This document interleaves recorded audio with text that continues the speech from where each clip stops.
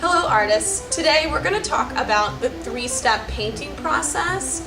We're going to show you a variety of painting techniques and some student examples. Let's talk about the three-step painting process. The first step is outline. This is when you use a light colored chalk to outline the lines in your painting. The second one is fill, where you're filling in or painting in the large areas of your painting. And lastly is adding details.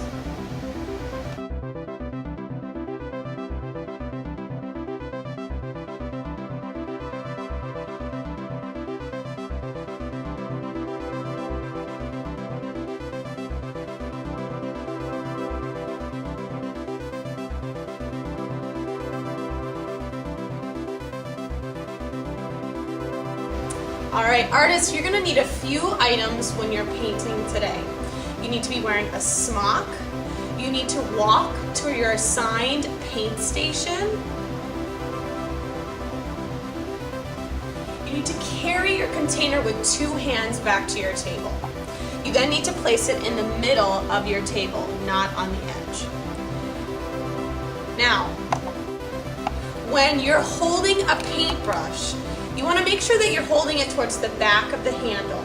You don't hold it like a pencil like this. You hold it at the back of the handle.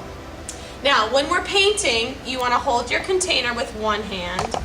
You stir your paint, wipe off the excess, dip the tip, and wipe the drip. You're going to hold your paintbrush perpendicular up and down to your paper. When you press really hard with your paintbrush, you're going to get a thick, dark line. When you press really lightly with your paintbrush, you get a light, thin line. I'm going to show you a variety of techniques. The first one is streaking. So I'm going to mix my paint, wipe off the excess, dip the tip, and wipe the drip. Light streaks, you're going to streak your paintbrush across your paper.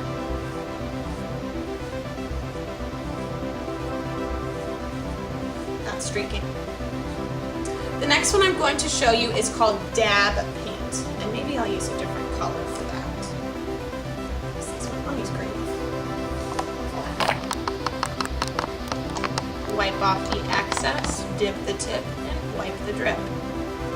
When you dab paint, you're going to lift your paintbrush on and off your paper.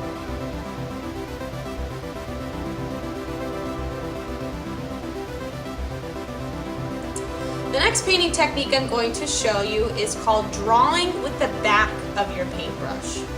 So you're going to paint a large area of your picture.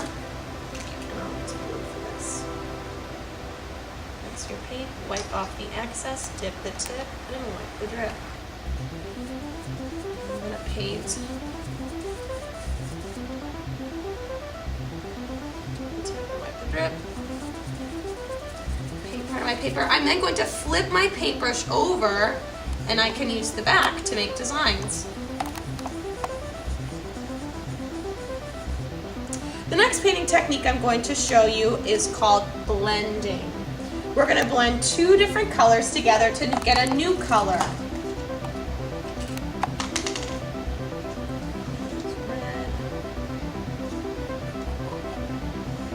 Wipe off the excess, dip the tip, and wipe the drip.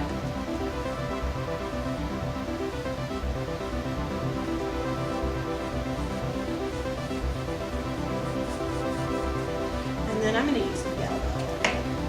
Let's see what color we get.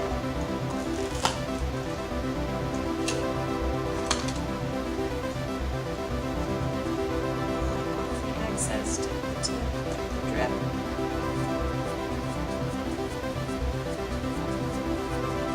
When you paint over top, you're blending them together and you get a new color. The last painting technique I'm going to show you is called sponging. And this requires a dry paper towel that you crumple up in a ball. You're going to take your paintbrush and your paint, and you're going to paint your paper towel.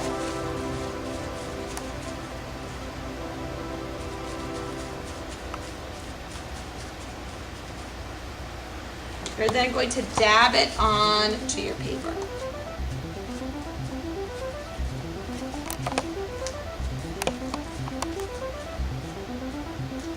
Okay.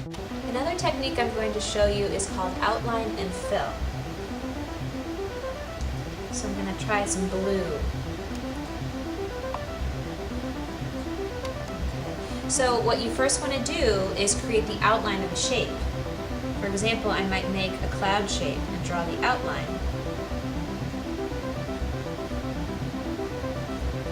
Then I'm going to take my brush and fill it in, being very careful to not paint over the outline, my original lines.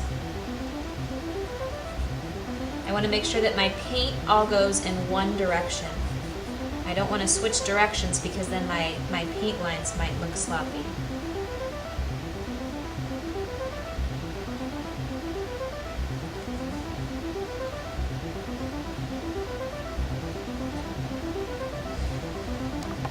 Another technique I'm going to show you is called overpainting. So I'm going to start with a light color, such as yellow. And I'm going to paint the area. Now I'm going to get a new brush and a new color.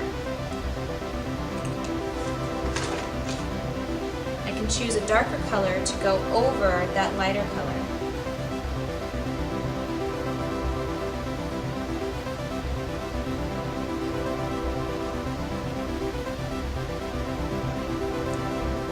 Another technique I can show you today is called dry brush.